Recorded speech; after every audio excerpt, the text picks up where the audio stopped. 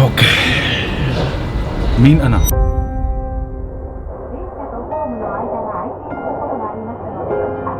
The next station is Shibuya JY20. The doors on the right side will open.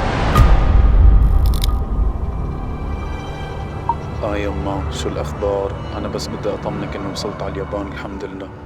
مرات بفكر انه لازم نعمل تغيير بحياتنا عشان نقدر نكمل وما نعيش حياة مملة. يا حبيبي، صباح الخير. صباح الفل يا روحي.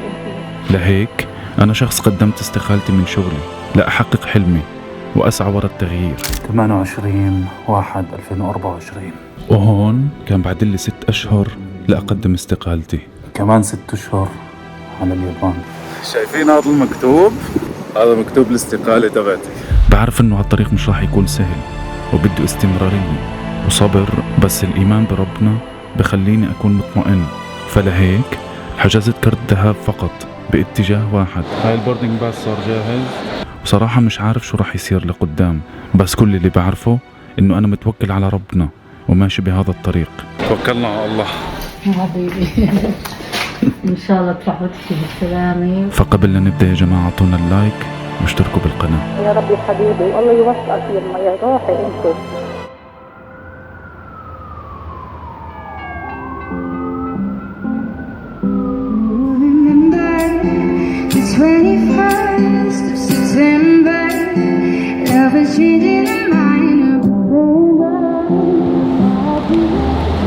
صباح الخير. اليوم هو يوم كثير مهم. قررت اني اعمل فيديو عن مين انا وشو هدفي من هاي القناة. فلا تنسوا تعطونا اللايك وتشتركوا بالقناة، لانه هذا الاشي عن جد كثير بعطيني تحفيز اني اكمل بالاشي اللي انا بحبه وبالاشي اللي انا بدي اياه. وان شاء الله بس دائما اضلني اقدم محتوى اللي يكون يعجبكم واللي تحبوه.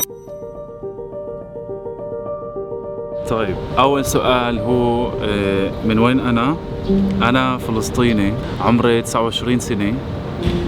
بالاساس انا مهندس معماري.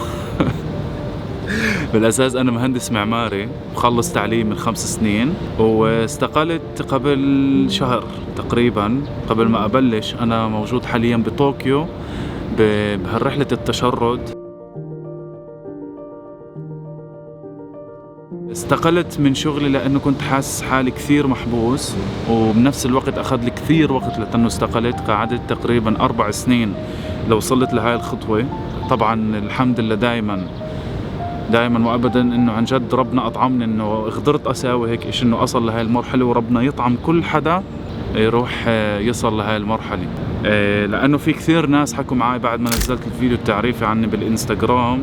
في ناس كثير بعتوا لي قالوا لي كيف هيك صار معك. فأنا بشجع كل حدا بده يوصل لهون، فقط عندك عليك تشتغل على حالك. بالمناسبة تابعوني على الإنستغرام للي مش متابعني، لأنه غدا أنا بنزل يومياتي هون بطوكيو باليابان.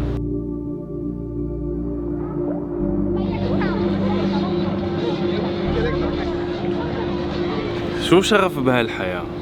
شغفي انه ازور كل دولة بهاي العالم الكبير المهيب، اوكي، واعمل عنه قصة. يعني يكون بكل فيديو في قصة معينة اللي انا اقدر احكي فيها.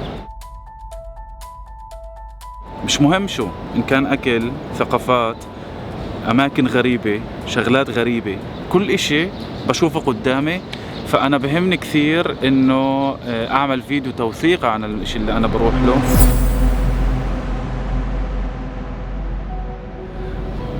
أحكي لكم شغلة، وأنا صغير كنت كثير أسويها عن جد، لدرجة إنه قديش أنا بحب السفر وقديش أنا بحب كثير الطيران.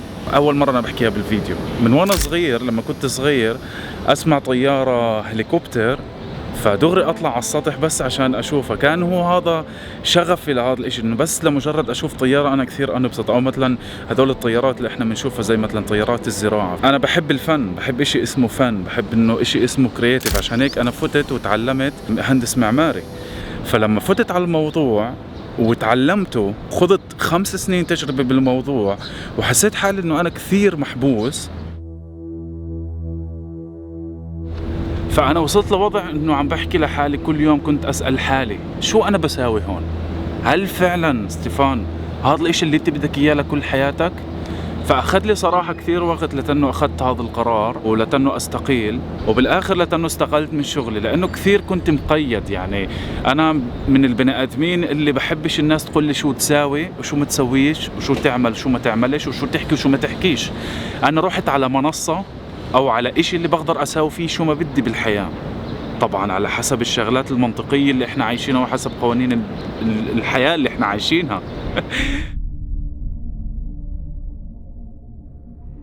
فهدفي هو انه اصور وراح اوثق. انا بعرف انه المشوار مش هوين، وانا بعرف انه المشوار اوله راح يكون كثير صعب وراح يكون في كثير تساؤلات. هل راح انجح وهل مش راح انجح؟ الاشي الوحيد اللي كنت اعرفه هو انه الحمد لله شخص اللي هو وثقان كثير بربه وشخص كثير متوكل على ربه وكل يقين وثقة اني راح اوصل للاشي اللي بدي اياه.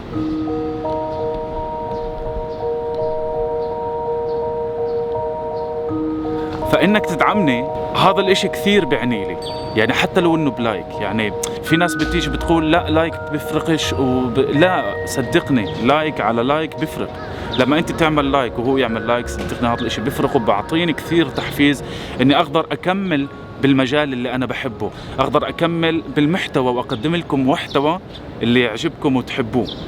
افكر هون صار في حم كثير، لازم نغير لوكيشن، لازم نغير محل.